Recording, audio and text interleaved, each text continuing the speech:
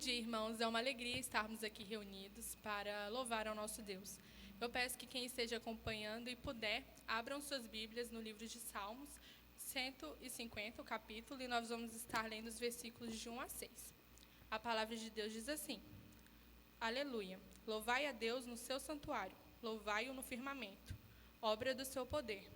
Louvai-o pelos seus poderosos feitos, louvai-o consoante a sua muita grandeza. Louvai-o ao som da trombeta, louvai-o com saltério e com harpa. Louvai-o com adufes e danças. Louvai-o com instrumentos de cordas e com flautas. Louvai-o com símbolos sonoros. Louvai-o com símbolos retumbantes.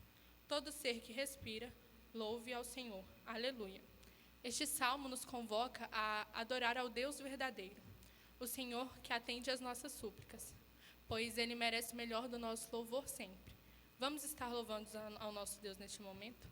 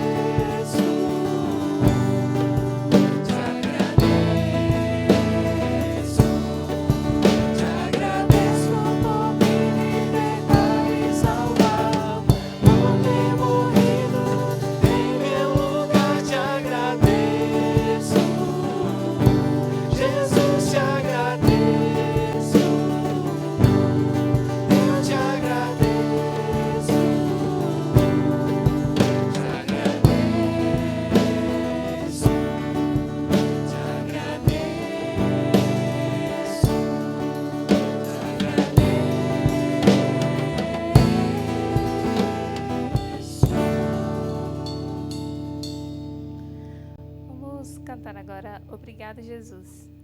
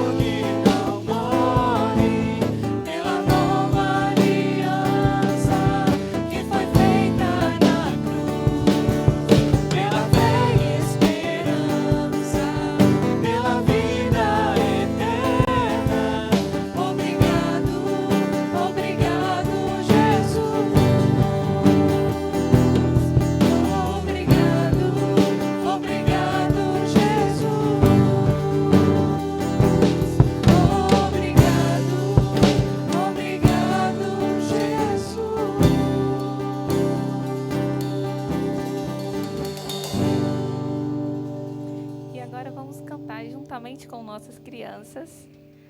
É bom.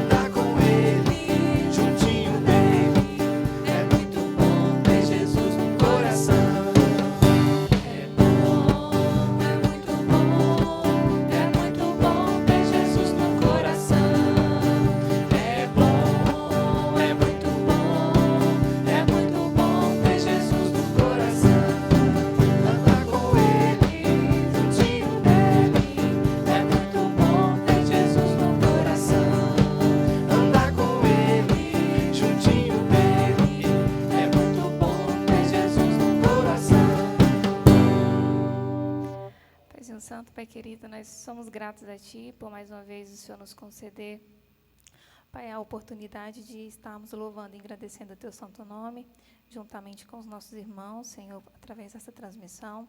Te pedimos, Senhor, que o Senhor continue a nos abençoar, continue, Senhor, a falar aos nossos corações, agora através da palavra que será ministrada, Senhor. Venha ser conosco e continue a nos abençoar no decorrer deste dia. Em nome do Teu Filho Santo que nós oramos agradecidos. Amém. Amém. A palavra está com o nosso pregador dessa manhã.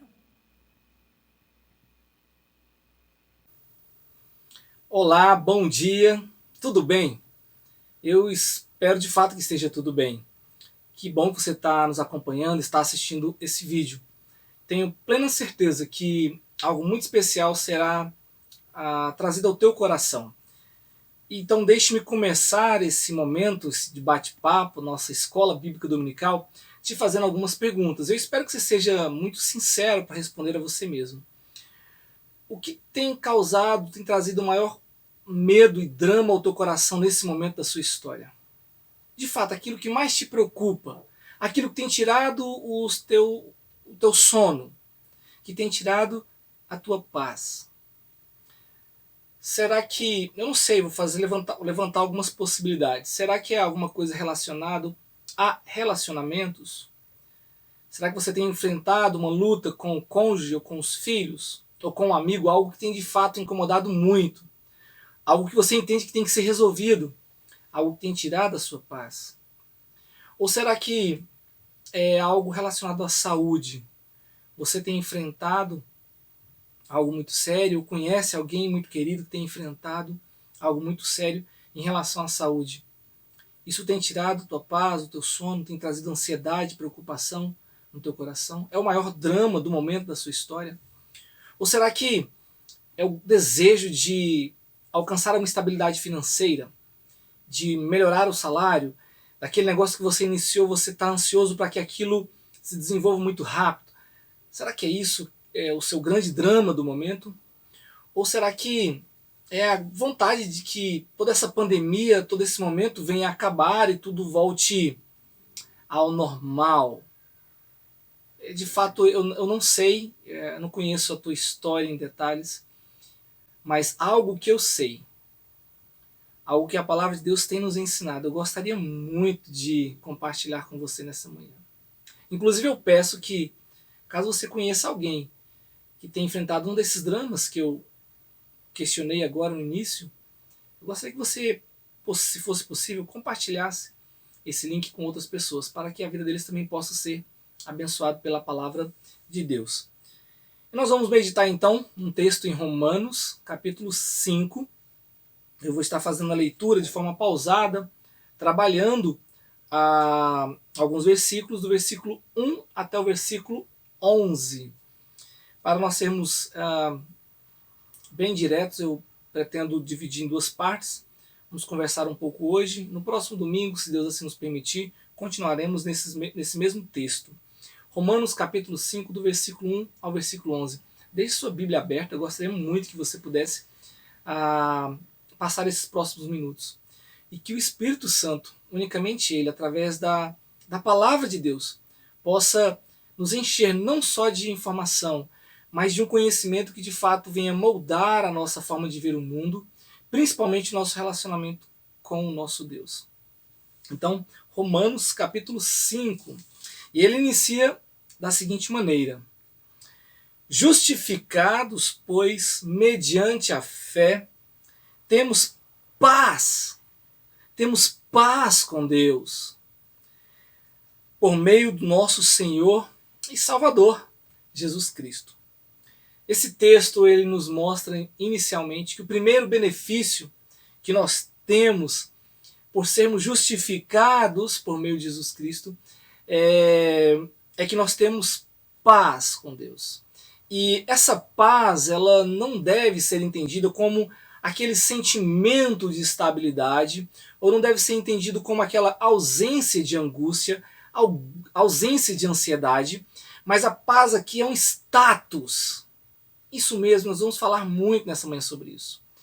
Porque é um status porque antes de nós crermos em Cristo, nós éramos réu diante de um juiz assombroso, que estava pronto para nos enviar a condenação eterna que nós merecíamos, devido aos nossos crimes, devido aos nossos pecados, devido às nossas transgressões. Nós éramos, então, inimigos do Deus vivo. E a Bíblia diz, terrível coisa é cair na mão de um Deus justo, santo e poderoso. Nós éramos, então, inimigos de Deus porque nós fazíamos aquilo que abominava a Deus. E nós não fazíamos aquilo que agradava o seu coração. Nós éramos, então, tidos como rebeldes, como réus. Nós estávamos contra Deus. Só que nós lemos nesse primeiro versículo que pela justificação de Cristo Jesus, em Cristo Jesus, Ele nos transforma em filhos amados de Deus. Então toda essa inimizade acabou. No versículo 11, ele fala no finalzinho, por intermédio de que nós recebemos agora a reconciliação. Então a paz é esse status de ter um reconciliamento com Deus, de não ser mais um inimigo de Deus. Então se nós somos reconciliados, é porque nós estávamos afastados de Deus, nós éramos contra Deus. Então a primeira bênção de sermos justificados é que nós temos essa paz com Deus. Eu e você, nós temos paz com Deus. E ter uma briga com uma dificuldade com um amigo, com um vizinho de condomínio ou de bairro é uma coisa. Outra coisa bem diferente é estar em inimizade com o Criador de todas as coisas, com o Deus soberano e o Deus poderoso. Olha no verso 2 o que ele diz: por intermédio de quem obtivemos igualmente acesso pela fé a esta graça na qual estamos firmes e gloriamo-nos na esperança da glória de Deus. Essa paz que nós temos em Deus é um favor que nós não merecemos. Nós não fizemos nada para merecer ser amigo de Deus. Veja só essa palavra, esse termo que algumas Bíblias colocam como entrada e que colocam como acesso. Devido a sermos justificados, devido a essa paz, nós temos agora acesso a Deus. Isso traz a ideia que antes de sermos justificados, nós não tínhamos esse acesso a Deus. Agora, nós podemos, por meio de Cristo Jesus, ter acesso ao Deus verdadeiro, poderoso, o nosso Criador. Eu fico pensando às vezes como é difícil nós marcarmos uma reunião com um empresário, com um político, com uma pessoa muito importante numa cidade. Como é difícil acessarmos a agenda. Mas diante de Deus, você pode agora, e Ele está agora nos ouvindo, mas você pode fechar os seus olhos ou não fechando os seus olhos, ter acesso direto ao nosso Deus Criador. Isso não é incrível? Isso não é maravilhoso? Por isso que lá em Hebreus 4,16, ele diz: cheguemos, pois, confiantes ao trono da graça, para que possamos alcançar a misericórdia e achar graça e sermos ajudados no momento certo, no momento oportuno. Agora você pode chegar até Deus e obter algo que talvez você tenha procurado há muito tempo: a misericórdia e a paz. Isso não é magnífico? Pense comigo. No versículo 2 ele diz o seguinte, que essa graça na qual nós estamos firmes, esse status de paz com Deus não é algo temporário, mas é algo definitivo. Não significa que hoje eu estou com paz com Deus e amanhã eu estou em guerra com Deus, volto a ter paz com Deus, volto a ter guerra. Não é isso. Sabe por quê que não é dessa maneira? Porque isso não depende de você. Isso é graça. Se dependesse de mim, dependesse de você, nós já teríamos desjustificado no primeiro pecado que nós viéssemos cometer e deixaríamos de ser novamente justos diante de Deus. Então, por ser algo que vem de Deus e depende de Deus, unicamente de Deus, nós podemos ter a certeza de que estamos firmes. Foi isso que o versículo 2 ele diz: igualmente acesso pela fé a esta graça na qual estamos firmes. Esta paz que vem pela justificação, ela tem algumas implicações. Primeiro, nós vimos que ela nos possibilita sermos amigos de Deus. Isso é incrível. Amigos de Deus. Segundo, essa paz, ela nos permite um acesso irrestrito ao nosso Deus. Conversar com Deus Todo-Poderoso a qualquer momento. Saber que Ele ouve as nossas preces, Ele recebe o nosso louvor. E terceiro, de acordo com esse versículo, promove, nos gloriamos na esperança. Essa paz, ela promove uma esperança na glória vindoura, uma esperança na glória eterna. O versículo 3, o versículo 4, o versículo 5 vão abordar sobre isso. Eles nos mostram que aquele que é justificado, ele não precisa, em outras palavras, ter medo da morte. Olha só o versículo 3. E não somente isto, mas também nos gloriamos nas próprias tribulações, sabendo que a tribulação produz perseverança, a perseverança experiência, a experiência esperança. Ora, a esperança não confunde, porque o amor de Deus é derramado em nosso coração pelo Espírito Santo que nos foi outorgado. Em outras palavras, você que é cristão, filho de Deus, não precisa ter medo da morte. O apóstolo Pedro diz que Jesus, ele matou, ele destruiu a morte quando ele morreu naquela cruz. Por isso que a Bíblia diz que morrer é lucro. Apocalipse diz que bem-aventurados aqueles que morrem no Senhor. Sabe por quê? Nós temos uma esperança. Nós temos uma esperança na glória eterna. Tendo essa certeza, esse entendimento é que o apóstolo Paulo diz: eu sei em quem tenho crido e sei que ele é infinitamente poderoso para guardar o seu tesouro até o grande dia, até aquele grande dia. Essa paz, ela promove uma experiência. Por isso que esse versículo 1, justificados, pois mediante a fé temos paz com Deus. Uma paz que nos permite esse acesso irrestrito a Deus. Essa paz que nos permite termos essa esperança que as coisas não se acabam, não se definem unicamente aqui nessa terra, mas que nós podemos experimentar de algo eterno. Isso é muito especial. Por ser especial, essa paz ela promove então a esperança. Essa paz com Deus nos diz no nosso coração, no mais íntimo do nosso coração, que nós podemos dormir tranquilos, que nós podemos enfrentar as dificuldades bem tranquilos, que nós podemos morrer tranquilos, pois a sua vida ela está totalmente segura.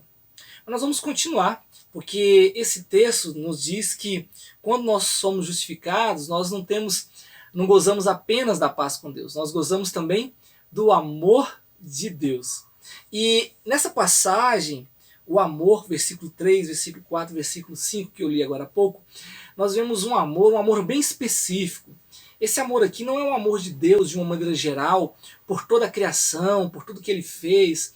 Não, aqui fala de um amor de Deus por aqueles que são justificados. Olha só, eu vou repetir o versículo 3 e vou até o versículo 8. Gostaria que você me acompanhasse. E não somente isso, não somente a paz, resultado da justificação, mas ele diz, não somente isso, mas também nos gloriamos nas próprias tribulações, sabendo que a tribulação produz perseverança, e a perseverança, a experiência. A perseverança, a experiência, e a experiência, a esperança. Ora, a esperança não confunde, porque o amor de Deus é um outro benefício da justificação, porque o amor de Deus é derramado em nossos corações pelo Espírito Santo que nos foi outorgado. Porque Cristo, quando nós ainda éramos fracos, morreu a seu tempo pelos ímpios. Versículo 7. Dificilmente alguém morreria por um justo, pois poderá ser que pelo bom alguém se anime a morrer. Mas Deus prova o seu próprio amor para conosco, pelo fato de ter Cristo morrido por nós, sendo nós ainda pecadores. Veja como Paulo trabalha a questão do amor de Deus. Ele não diz aqui que aqueles que são justificados, que têm paz com Deus, que têm o amor de Deus, ele não diz que essas pessoas não vão sofrer. Mas ele nos mostra que essa pessoa, o cristão agora, ele aprende a ter uma nova postura baseada no amor de Deus. Porque se Deus me ama, eu posso ter uma postura diferente de resiliência. Eu quero dizer que Paulo não é masoquista. Ele não está nos dizendo que devemos nos gloriar nos sofrimentos, porque os sofrimentos em si não têm um valor intrínseco, mas não é isso, mas pelas coisas que produzem em nós. É isso que o apóstolo Paulo está tentando nos dizer, que o sofrimento, que as tribulações são ferramentas do amor de Deus para cuidar de nós.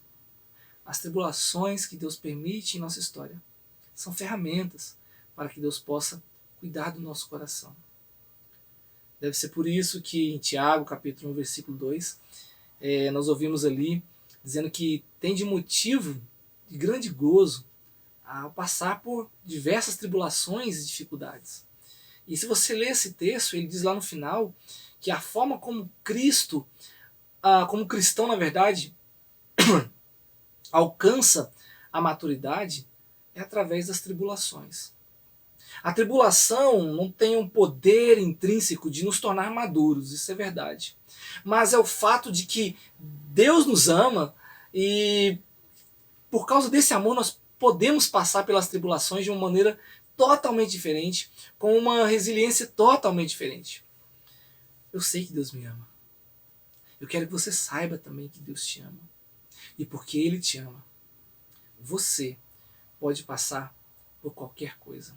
É o ato de continuar tendo a certeza que lá no final tudo dará certo.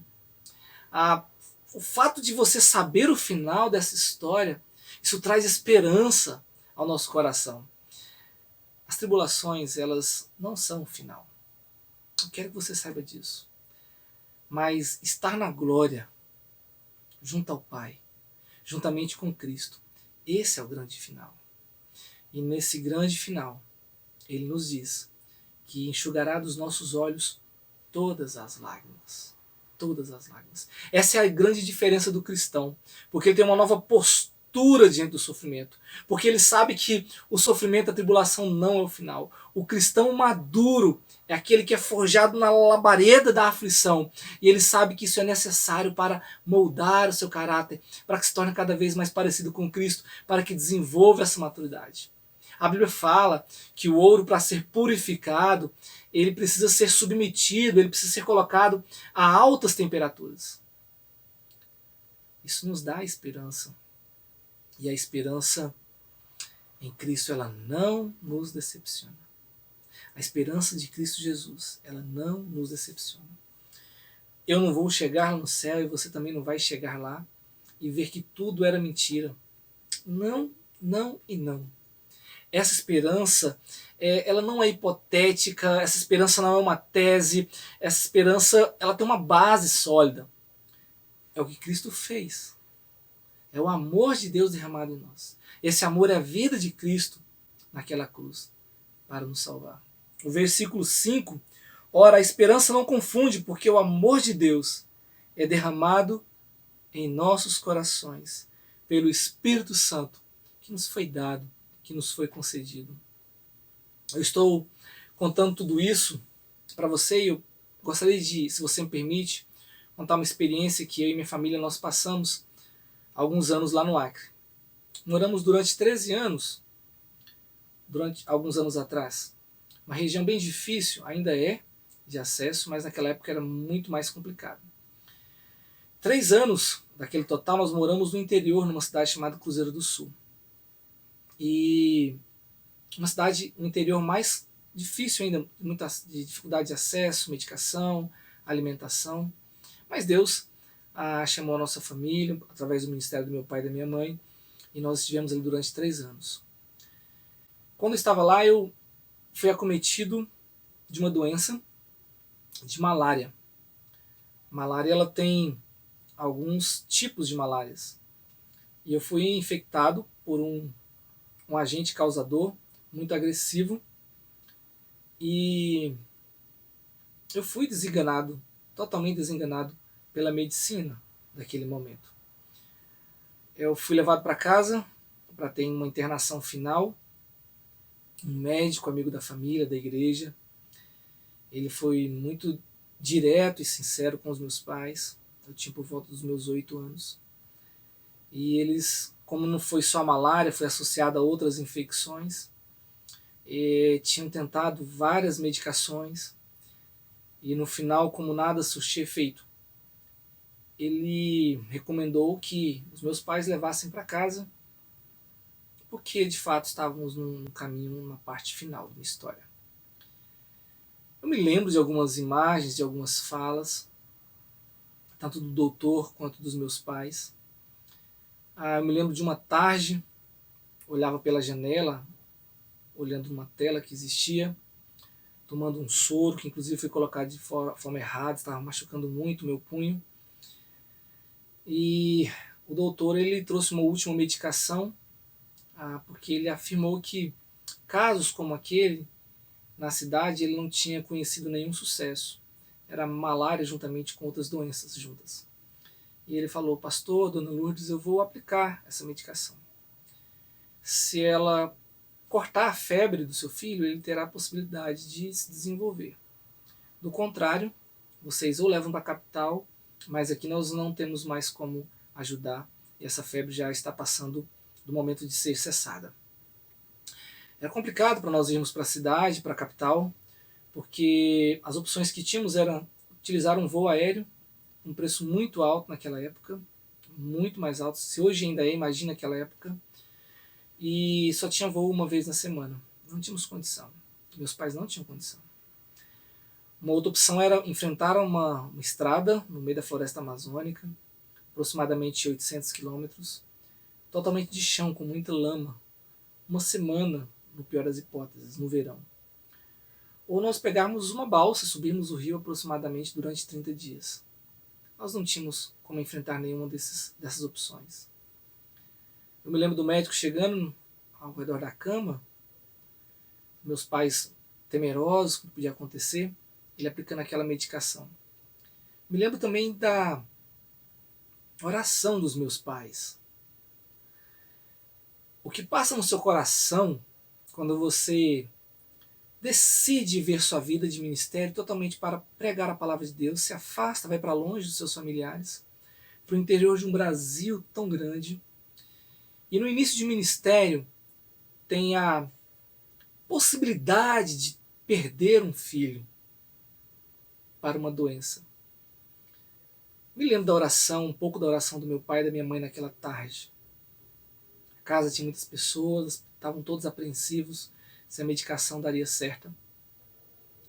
E eu estou te contando tudo isso porque, estranhamente, muito estranhamente, nós vimos o amor de Deus, nós sentimos o amor de Deus cuidar dos nossos corações.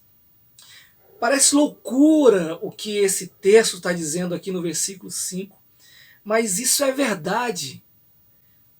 Ele diz: a esperança não confunde, porque o amor de Deus é derramado em nossos corações pelo Espírito Santo de Deus.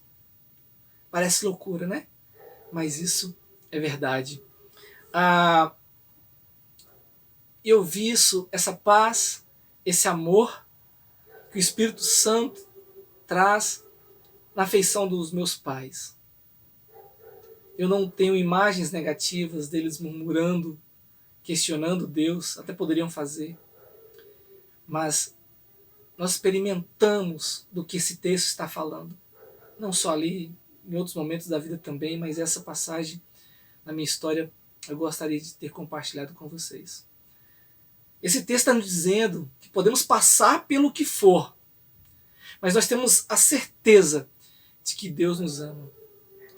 E você pode conversar com outras pessoas da nossa comunidade. Me lembro que você pode conversar com a Layala quando ela teve que enfrentar aquele tumor na cabeça. Pode conversar com o presbítero Pedro quando enfrentou o câncer. Pode conversar com o pastor Ismael quando ele foi parar numa cadeira de roda. Estranhamente, todos eles dão um testemunho de um consolo que só é possível ser trazido pelo Espírito Santo de Deus. Por isso eu quero repetir esse versículo 5 novamente, que ele possa invadir o teu coração como um bálsamo. Porque diz, ora, a nossa esperança em Deus não confunde, porque o amor de Deus é derramado em nossos corações pelo Espírito Santo, que nos foi outorgado, que nos foi dado, que nos foi cedido. Podemos passar por todas as dificuldades, mas o cristão verdadeiro, ele sabe que lá no fundo Deus o ama. Talvez você que é cristão poderia dizer: Éber, mas se eu sou justificado, se eu tenho paz com Deus, se eu tenho acesso a Ele, se eu tenho o amor de Deus, por que eu vivo com tantas dificuldades? Talvez você já fez essa pergunta. Paulo diz, continuando a partir do versículo 6, ele responde isso. Ele fala: porque Cristo, quando nós ainda éramos fracos, morreu a seu tempo pelos ímpios. Dificilmente alguém morreria por um justo. Poderá ser que pelo bom alguém se anime a morrer. Mas Deus prova o seu próprio amor para conosco pelo fato de ter Cristo morrido por nós, sendo nós ainda pecadores. Eu quero dizer para você que o amor de Deus não pode ser medido pelo nosso bem-estar, pela nossa estabilidade financeira. O amor de Deus não é medido pelo carro que você tem, pela casa que você tem, pelos bens que você tem, pela estabilidade que você tem. Mas Paulo diz que há uma evidência cabal, objetiva, pela qual podemos entender que Deus nos ama. E essa prova, existe uma prova então empírica, absoluta, categórica, taxativa, contundente do amor de Deus. E ele diz que isto é o fato de que Deus entregou o seu Filho. No tempo quando nós éramos fracos, nós éramos rebeldes, inimigos de Deus, Ele entrega então seu único Filho, por mim e por você. A prova de que Deus nos ama não está nas nossas estabilidades financeiras. A prova que Deus nos ama é o fato que quando eu e você odiávamos a Deus, éramos rebeldes, inimigos de Deus, Ele entrega o que tem de mais precioso, seu Filho, por mim e por você. Essa é a demonstração magna do amor. Um amor gigantesco, um amor grande, um amor incomparável. Interessante que no versículo 6, ele usa alguns adjetivos, fala que nós éramos fracos, que nós éramos ímpios. No versículo 8 ele nos diz que éramos pecadores. No versículo 10 ele nos diz que nós éramos inimigos de Deus. Olha a quantidade de adjetivos negativos para nós.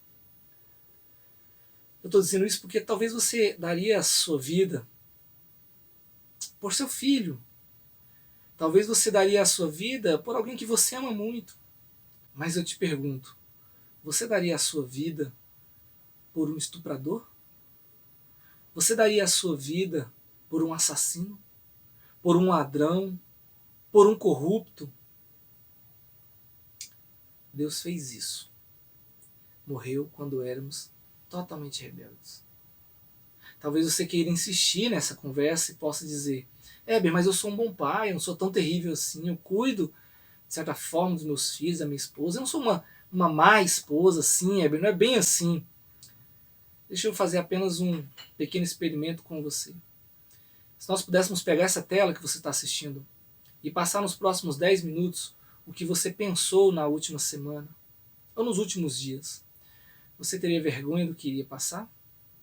Será que de fato você é tão bom? Cristo morreu por gente ruim.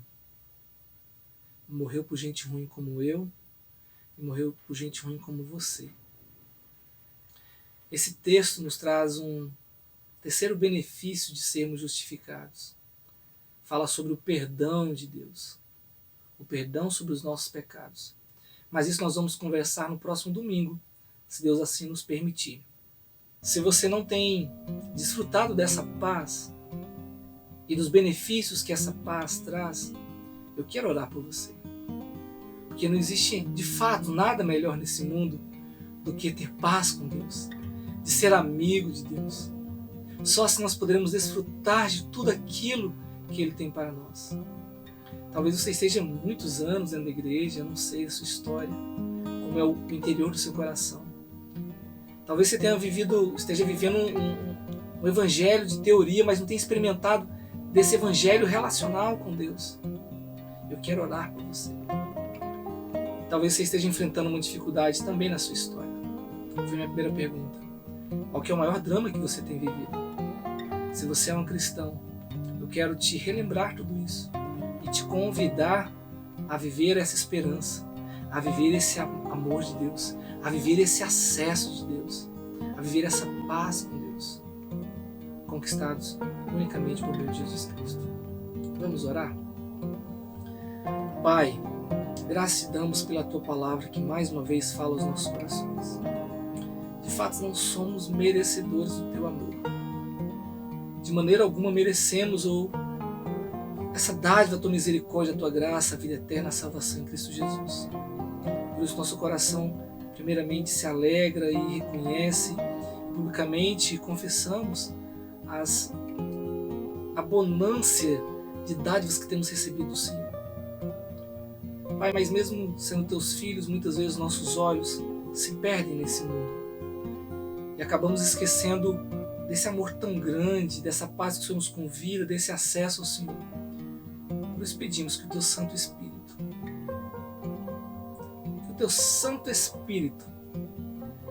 possa conduzir adolescentes, jovens, homens e mulheres da Tua comunidade, ou quem esteja nos acompanhando, possa conduzir os Teus filhos a enxergar, a reconhecer, a se entregar totalmente a esse amor.